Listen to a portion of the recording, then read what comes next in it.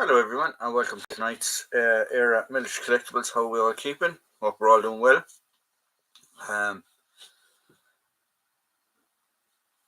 Start of the weekend for some people. Other people they still have a few more days of work to do before can start enjoying the weekend. So how is everyone? Everyone been keeping? I hope we've all been doing well.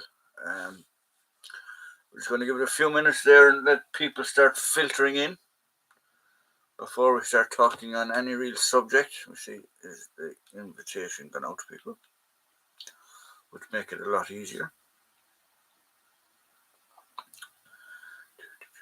Yeah, invitation has gone out, so people should start filtering in now as the time goes on.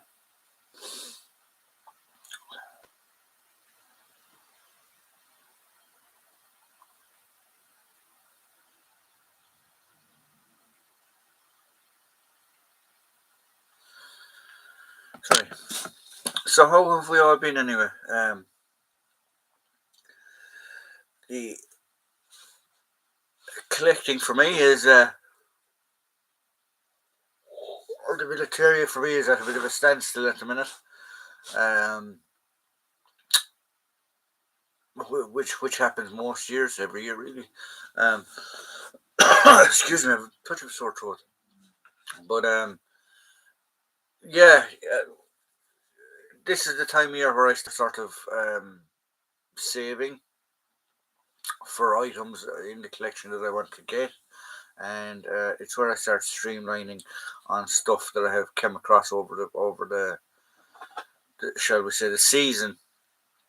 Items that I don't want, or doubles of stuff, or triples of stuff, or whatever. So I start streamlining the collection and just really doing inside stuff. I had an interesting question during the week. Was about in relation to collecting. Did I log, or do I inventory the stuff that I have? And the answer is I did. For a while, and I need to start doing it again. And the reason I started doing it was, God forbid, if anything ever happened to me, this stuff I know is worth some money, and I would like for it. I think of it as an insurance policy, pretty much. There's a bit of, not much, but if something was to happen, it could be sold off. So I hope that answers your question about do I inventory my items. I don't. I used to. I don't. I still have my books and stuff. So I need to start. I need to start on top of it again. England calling. Hello, Stan. How are you? Gabe. Hello. How are you? Herefordshire Regimental Museum. Shalom. Hello, Danny. How are you keeping? That's a question, guys, as well. Actually, I was going to propose something to Danny, but I don't know about doing like a recruitment campaign from any state-run organisation or anything like that, or total private organisation. Because Danny and another chap is the curators of it. Danny's the assistant curator, and it's in Hereford. So if anybody is near Hereford and wants to burn an hour every couple of weeks, or burn an hour every 2 or 3 weeks, or they just have some time, or you just want to go and chat with somebody and you're interested in collecting military and stuff like that, Herefordshire Regimental Museum. It's not this isn't a sponsored plug or anything like that, but they are looking for volunteers and looking for people to help out with rattle cans and stuff like that whenever there's a flag days and stuff like that. Because that's how they make their money. They're a self-funding charity, shall we say. So if any of you are around Hereford or the Hereford area, you can do a couple of things. One is you can show your support and call into the museum and throw a few pounds into their rattle can that's at the door, I think it is. And if not, if you want to help in other ways, um, just volunteer, because it's a two-man show at the minute. There's a few other people there, but it's mainly a two-man show, and they really, really need some help. And along with all these other regimental museums and stuff, if you're in an area where there is a regimental museum, and you're looking for something to do, just call down to them and say, look, do you need a hand with anything? Sweeping the floor, volunteer. Because same with like the British Legion places and the ONE, the Irish Veterans Organisation and stuff like that. A lot of their places that they run, or places that they have, shall we say, like offices, tea rooms, things like that, out centres for people to call into, they're all self-funded, and they need help, and they need volunteers and stuff like that. Wish I could, but I am up north. That's no problem, Stan. There's no hassle there. I'm just saying, if you're nearby, or if even on holidays, or you know anybody that's around that area, recommend them to call in and say hello. And the boys will have the kettle on always. And it is a lovely little museum. I've done it. I've done a video on it. They have some really, really interesting. They have Dernitz's Jeep pendant, if I remember correctly. Is one of the big things that stuck up my head. They also have a really, really rare tunic, Victorian scarlet tunic, that was found in the props department of a, I think it was a local theatre company. So that was there. Then there's another very, very interesting set of medals. Don't forgive me, I can't remember the gentleman's name off the top of my head, but he basically hid. He was was he? I think he was First World War as well. He was a First World War veteran. And he was in I think it was Burma or Singapore. It was Singapore actually, the time of the German or the Japanese occupation. He had his medals with him. He was fairly well decorated at that stage, so he knew that if they found his medals, that he'd be in deep, deep doo doo. So he hid his medals in was it an aviary or an aquarium or something like that? I can't remember off the top of my head, but he hid his medals there, and they survived there the whole war. After the war, then he basically went back and got them, and they were still there where he hid them. So that's a very interesting story. So it is a very, very interesting little museum. There's lots and lots of little history in it. If you are nearby, please go and say hello. And as I said, it's not a sponsored gig. It's nothing like that. It's just a shout out to help get people to help each other, people, pretty much. Hello, friends, and John. Hello, Terry Savalas. Expendables 4 is a bad movie. Strange story and cheap. Stallone. I haven't actually seen it. I sort of lose interest in those movies that have like even Fast and the Furious. Like I might have watched the first 2 or 3 of them and stuff like that, and then just phased out after that. Then I just lost interest in them. Cheers for the shout out. We are fully volunteer run, donation run museum.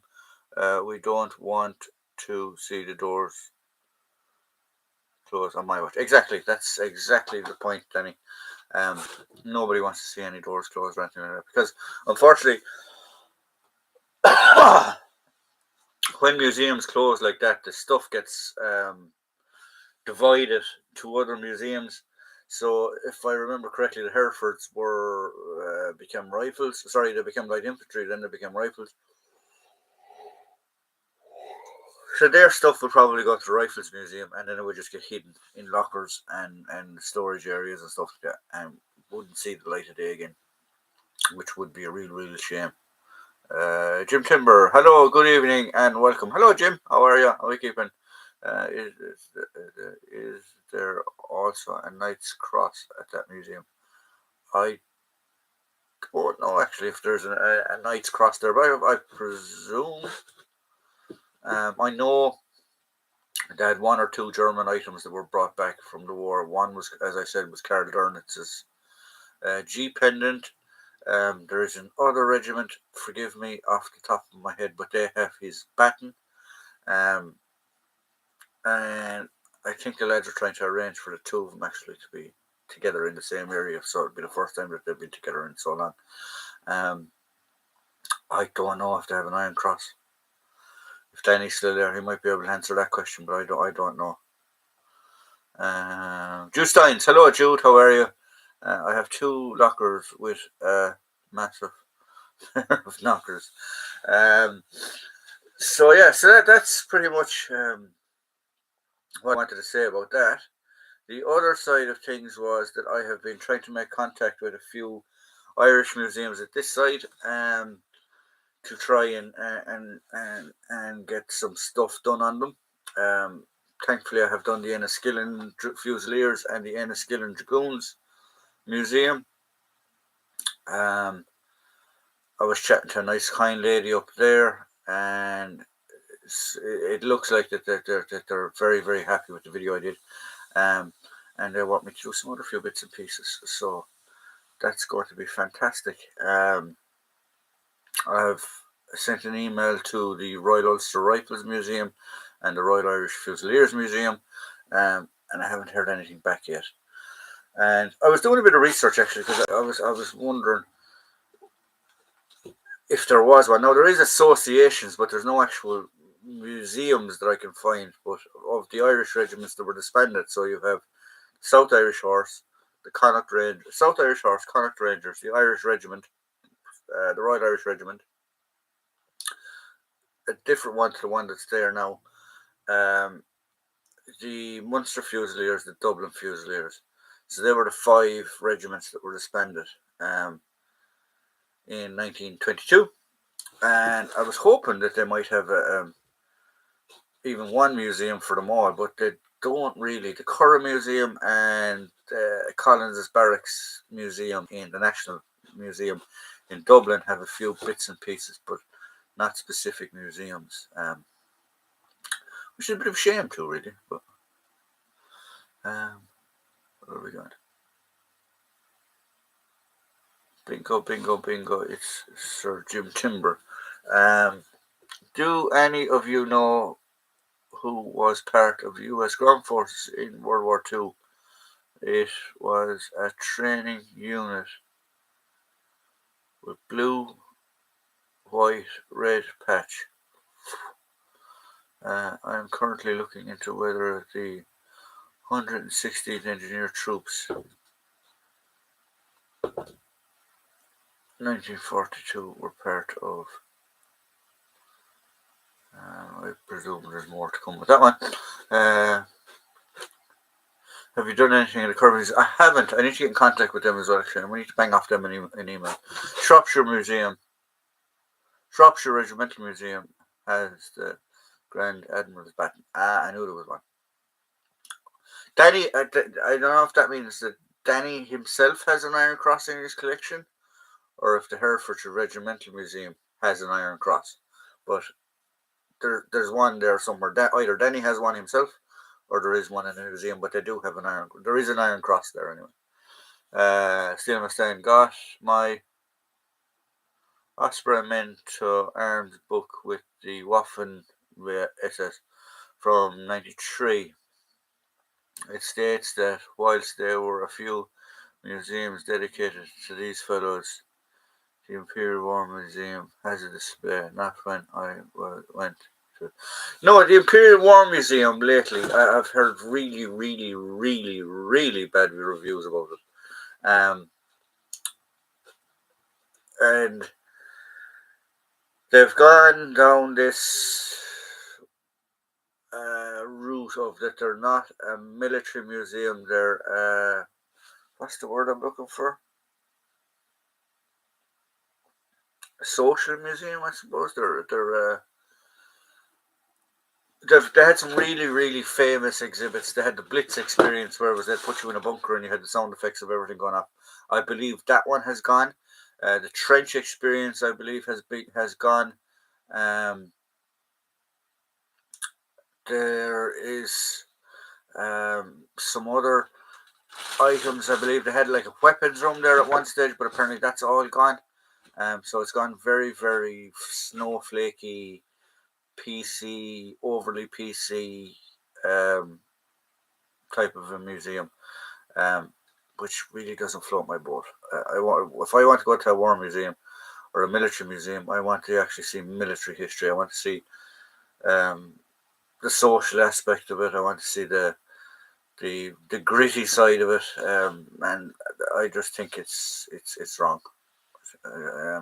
Now, I don't think all of the IWM, or the Imperial War Museum in London, seems to be the main one that's affected. Why, I don't know, because the HMS Belfast falls under their title as well, and that seems to not be touched. And they still have very, very good displays there and very good things like that, along with Duxford, and I think they have another offshoot as well somewhere else. But those offshoots, shall we say, don't seem to be affected as bad as the Imperial War Museum in London has been affected with this socialist. I don't know, it's not really socialist, this PC wobble, if you get me.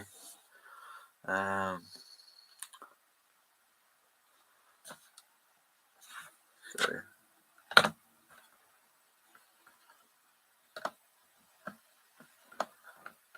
I just need to shoot up here. Where's my go away, you. That's not what I want. I want this thing to go up.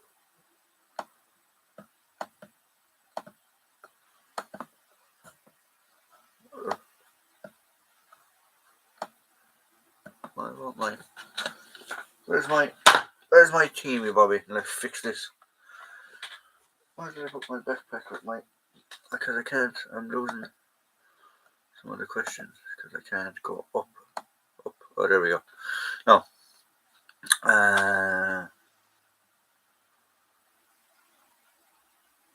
Stan. Jim Timber. Hey, Stan, how are you? Jude Steins. A lot more than 5 Connacht Rangers, Leinster Regiment, and a few more. Yeah, so there was the Munster Fusiliers. I'm just thinking I'm going around the country. So you had the Munster Fusiliers, you had the Connacht Rangers. When you get to the north end, you had the Royal Irish Regiment. They were disbanded. Down to Dublin, or then you had the Leinster Regiment. That's 4. Dublin Fusiliers is 5. South Irish Horse is 6.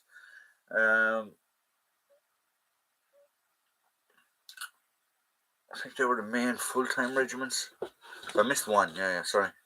You're right, Jude. I did miss one. I missed the Leinster. Go away.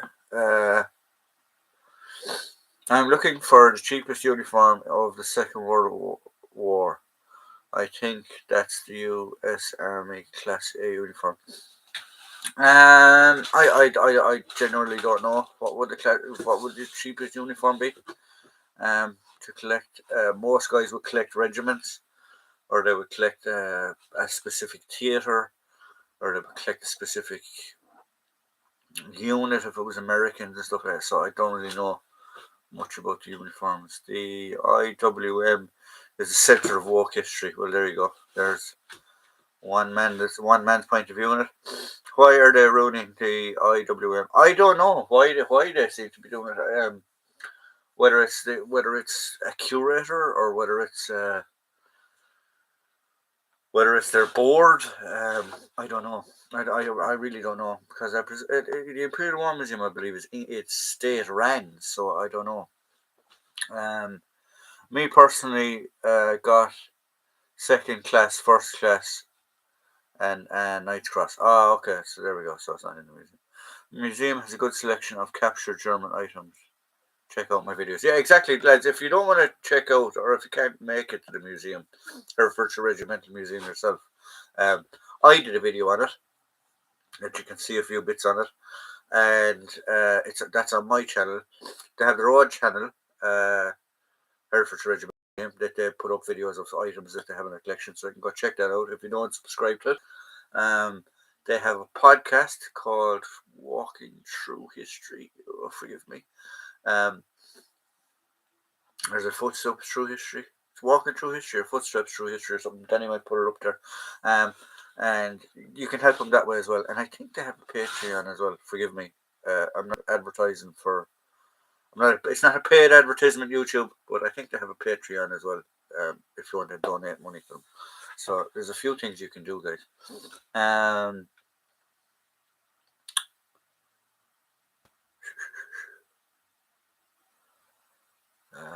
Herefordshire Regimental Museum, great intel, thank you. Jude Steins, I keep forgetting I have a heap of World War II civil defence stuff. Uniforms, warden helmets, armbands and stuff. What kind of stuff? That kind of stuff I never expect. If Jude, you can hold on to it, because if you ever do get a chance to go up north, or if you ever do get to go to England, you can actually go to the shows with that on.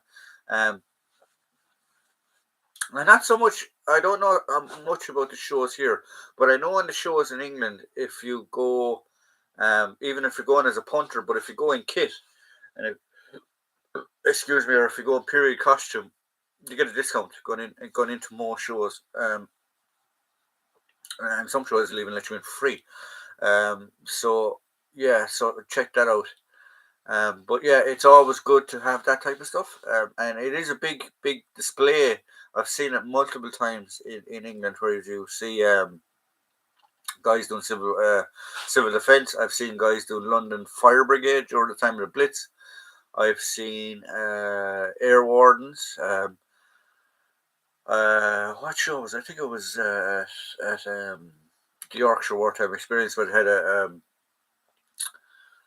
basically these coast watchers. They had like a stand set up with their binoculars that they could get the direction and bearing and stuff like that, in a sandbag circle, so that they could watch during the Blitz, that they could watch over flying aircraft and things like that. So it is a very popular aspect, as well as this sort of civil defence side of the war. William Bligh, Mutiny on the Bounty, lived opposite the Imperial War Museum. Did he? That's interesting. Didn't know that. No. I don't know, John. The Imperial War Museum in Manchester wasn't great, to be honest. Oh, wasn't it? Okay. I didn't know that. No, I know. I have had friends go to the HMS Belfast and they've loved it, and I have had people go to Duxford and they've loved it. So I don't know if it's all affected. It seems to be. Well, you just said they're Manchester. I didn't know they had one in Manchester, actually. What one is the one in Manchester? I think Captain Bligh was a few years before, though. Yeah, well, I understand that, Jim. What did you think of the M47 Patton tank in war films? Did you think that it's a nice tank to see? See, that's the thing. Like, I don't understand to a certain degree why filmmakers just don't put in that bit of effort when they put the likes of a Comet tank, or not, sorry, the likes of a Patton tank into a World War II movie, or they're all holding the wrong rifles. There's British guys there holding K98s, and there's Germans holding SMLEs and things like that. It's just that extra bit of detail that I would think that filmmakers would like to go. Is there some great films where there's some stuff that isn't exactly correct? Yes, there is. Bridge Too Far being one of them. Some of the vehicles in that were actually converted Land Rovers. Yeah, so it is what it is. I understand why they do it for cost and stuff like that. But when you think about it, when some movies were being made, the likes of The Bridge Too Far, the likes of some World War II movies and things like that, where they've just used the complete wrong equipment. For that, just out a bit of research and stuff like that, they could have done it.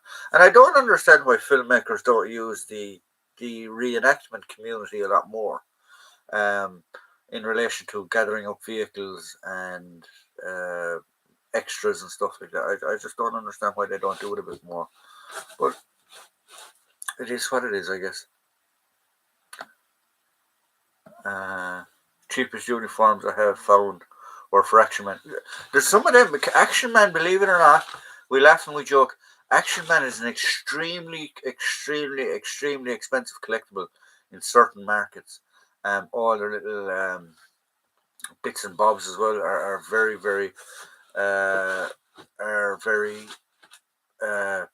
collectible.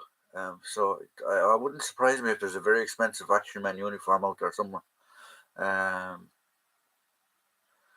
Jim Timber, World War II-ish. Patton in the movie Patton 1970 fought against M49 Patton tanks from. See, that's the thing is like 1970. Surely there was Shermans still floating around the place. I know the Israelis used them up until the 80s and 90s. So I just don't understand why they don't just put in that extra bit of research and try and get stuff. The IWM has to appeal to the greater tourists rather than the historic history fans. Yeah, I suppose that is true, but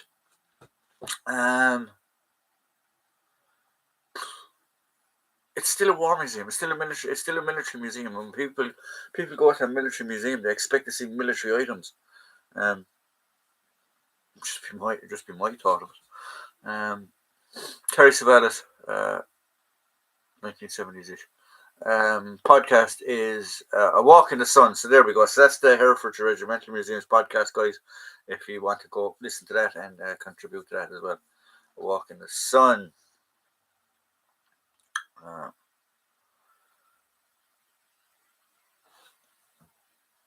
Bloody right, they should let you in for free walking around in the summer heat in bull's wool, sweating your balls off. At least they could do exactly. Some shows actually don't do that, believe it or not. But more shows will let you rock up. They'll either give you a discount or they'll let you in for free if you rock up in costume or in an impression, shall we say, rather than in costume. Another cheap World War II uniform is the British 8th Army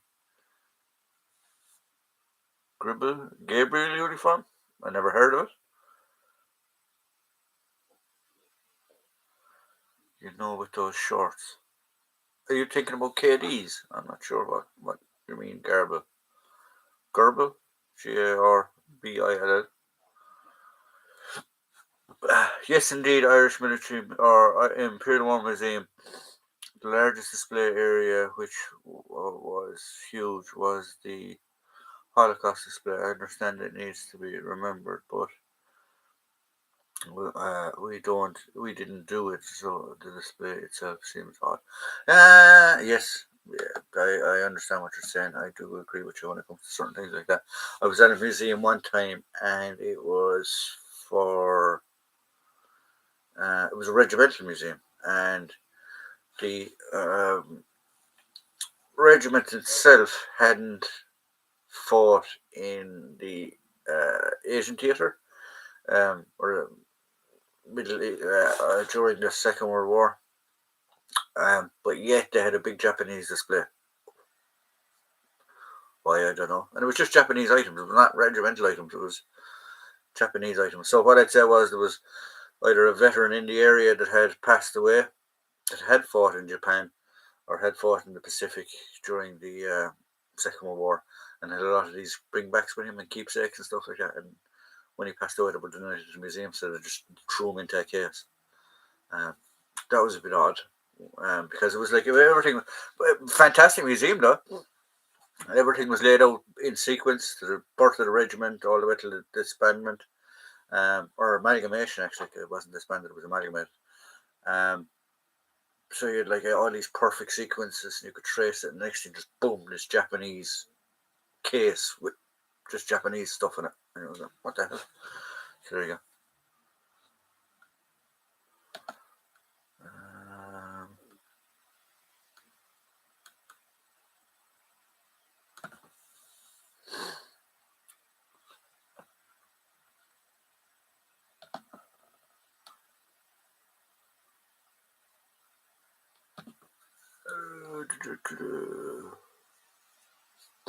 The Patton tank was just easier to get back then than the Soviet Union collapsed. All the captured tanks from the war. It got easier. Yeah, I agree with you. I agree with you to a certain degree. I suppose back then as well, like reconstructed tanks or restoration on tanks and stuff like that wasn't the same it is now. So I do understand that type of stuff. David Bowie song about the Action Man in one of his songs. Did he? Didn't know that. The cheapest German World War II set sports outfit consisting of a sports shirt and eagle, sports shocks and shoes. No idea, Terry. I don't know. I couldn't tell you. German World War II stuff, though, is never cheap. I can tell you that now straight out. There's an action man floating in the sky. Desert uniform. So that's KDs you're on about. KDs. I suppose KDs are cheap if you do come across an original pair, but yeah. I think the discounted entry for shows is a bit awkward, as some impressions are dog poo charity shop specialists, and some are top and spot on. Exactly. Yeah. I agree. I get your point. Like if you're running a show and somebody comes up and they'll just didn't make an effort and are just dressing up with something because they know they'll get free entry. That's a bit of a tricky one. Whereas if a guy who rocks up that is 100% bang on, what do you do there? And then you have kids, like you see kids and teenagers and young guys or whatever that are starting off that they're not 100% correct, but they've tried, they've made an effort. You come across those type of people as well. So it is a tough one. I think most shows, to sort of solve that rather than giving people free entry, I think they just give them a discount for maybe one of the days to let them in. So yeah. Any UK Irish war museums you recommend? Love from England, mate. Your content is interesting. I had a relative that had fought during the war. However, didn't find anything on him. Okay. Irish regiments that I would recommend. Enniskillen Museum, definitely. If any of you are in your Enniskillen Museum, go check that out. I can't recommend the other two because I haven't been there yet. The National Museum in Collins Barracks is very, very good. When it comes to some Irish history in Dublin. Then you have the Curragh Museum, which is very, very good. And then there's an Irish War Museum up in, it's outside Louth somewhere, outside Dublin. And I think it is actually called the Irish Military Museum. If you Google it, that's meant to be very good as well. I need to get up there as well and have a look at that. So there'd be some recommended museums that I would go see. Obviously, if you're in the UK and you want to go check out some museums, if you're around Hereford, go check the Herefordshire Regimental Museum. Not a paid sponsor or anything like that, but just go check them out. As I said, because they're all your local little regimental history museums and stuff like that. They need to be. They need help. They need the people to be going in and going out and having a look at them and stuff like that. Oh, pardon me. I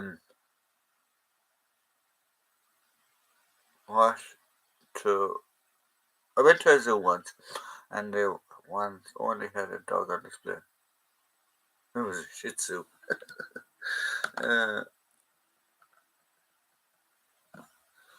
I know a veteran who fought the Japanese. He had brought an elephant's foot from Burma as war booty. The Japanese is an umbrella stand. Would not surprise. I have seen it done actually, but you wouldn't do it now. You wouldn't get anything elephant related into the country. Tastes about cheap. Should really come into it. Cheap shouldn't really come into it. Do the impression you want to do as best you can. Exactly. So, like, let's say, just take it off the top of my head. So, say if you want to do a World War II impression of anything, right? You can go to the generic Soldier Fortune. Nothing wrong with Soldier Fortune. Soldier Fortune has some very, very good items. They also have some friggin' bad items, right? But Soldier Fortune, 99.9% of the time is okay. You will get past with it. The likes of uniforms and other things like that. you'll get by with them. They're grand for starters and stuff like that. Absolutely no problem with them. And you could, my tunic is a Soldier of Fortune tunic. Um, you have other companies then like Epic and things like that, and then you have really really bad companies. One being I'm not going to mention them actually because that's not fair. But there's one really really bad company, but they ship all their stuff out of India. Colors are wrong and looks mustard, and the actual uniform rather than looking like a green surge is just mustard color, which is completely the wrong color.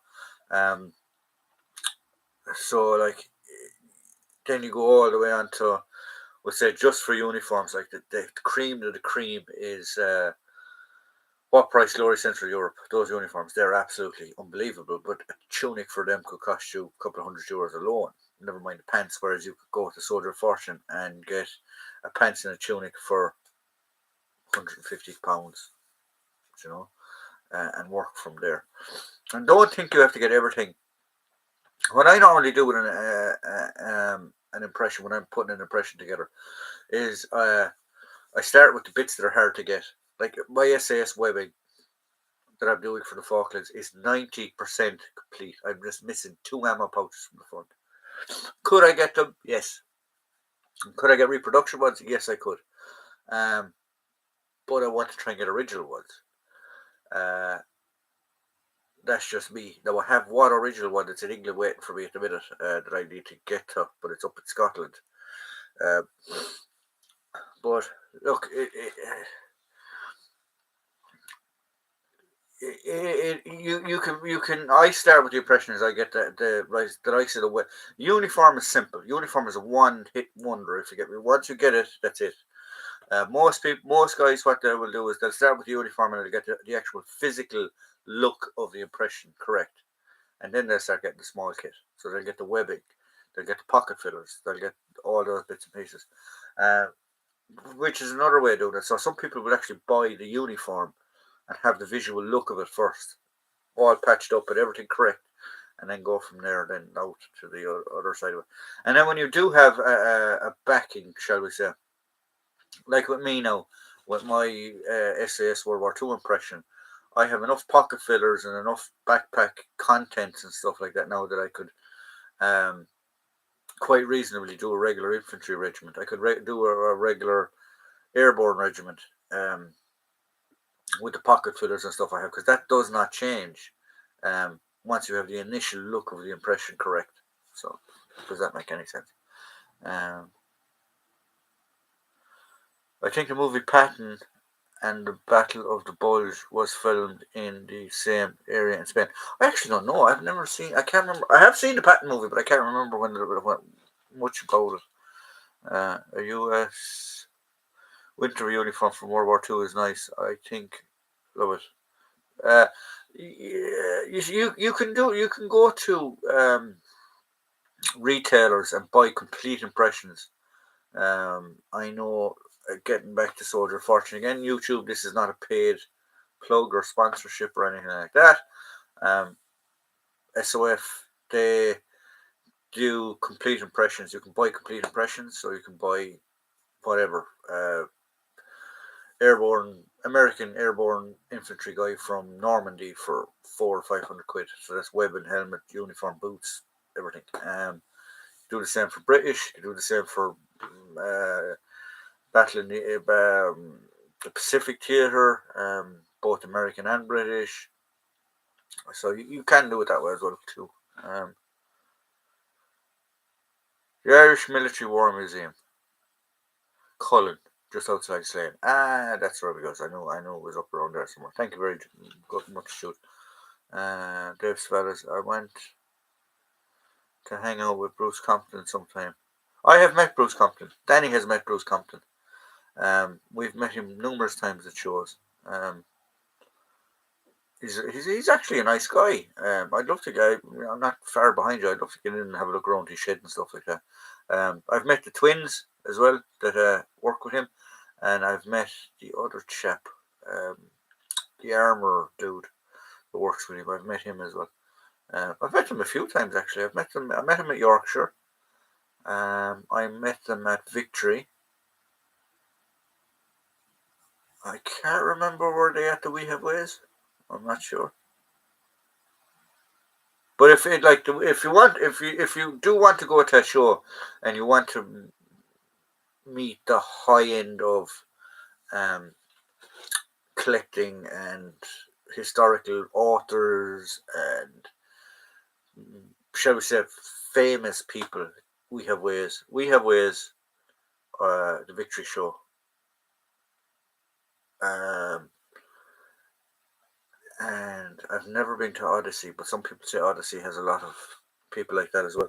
But definitely the We Have Ways show. It's a very high premium show. To be there as a reenactor, you have to be invited. You can't just apply to be on that show. You actually have to be physically invited. Um, so the reenactors at that show are very, very high quality, and the equipment is very, very high quality. The vehicles are some rare beasts of machines. So yeah, so I have met a few of them. I have met James May. I've met at a show.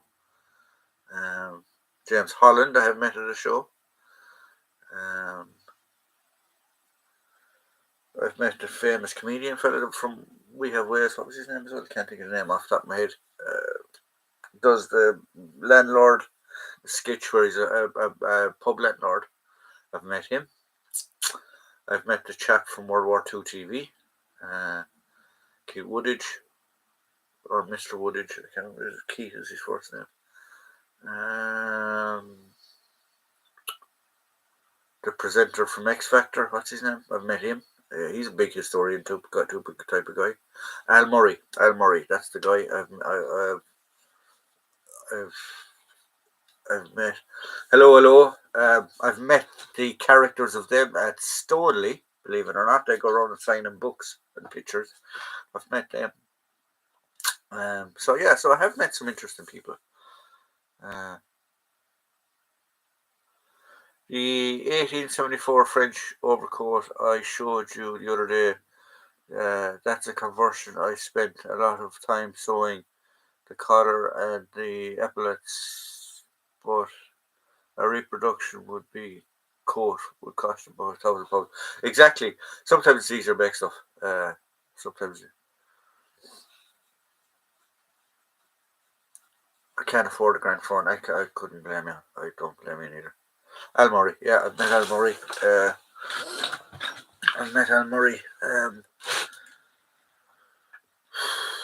Like you at the We Have Ways show, when you go to the We Have Ways, you'd be surprised. You go, okay, I know him, and you're going, is he into history? You wouldn't think he's into history. That is that type of a show.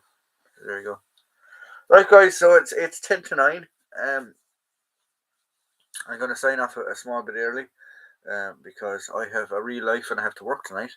So I need to get myself started and get my lunch and stuff ready and things like that. So, guys, enjoy yourself. Have a great weekend. Nice live, good live. As I said, recap for tonight is if you are near a regimental museum, small little regimental museum, go and show your support. Go and when they're shaking the rattle cans, throwing a couple of euros into it, go look after them, go help them. If you want to go, if you're anywhere near Hereford, go take a visit to it. Go look at their Herefordshire Regimental Museum. Check out their podcast, A Walk in the Sun. Check out their channel, Herefordshire Regimental Museum. And if you can volunteer and help them out, please do. So there you go. So there's a couple of questions coming in here now. We'll just have a quick look. I know Al Murray. He was minted. I know Murray. He was minted. He's a nice guy. He's a genuine, down to earth, nice guy to chat to. There's no bullshit about him, which I like. When you come across some celebrities and they're fucking. Didn't Al Murray do a documentary on a jeep going into Berlin? He did, actually. He did. He has a podcast as well called We Have Ways. If you want to go check that out. Good night, chaps. Good night. Cheers, everyone. Have an awesome weekend. All the best, lads. Exactly. So that's it, guys. So have a great weekend. Stay safe out there. Carry on collecting, and I hope to see you all next week. Same time, same place at 8 o'clock. So have a good one, guys, and have a safe weekend.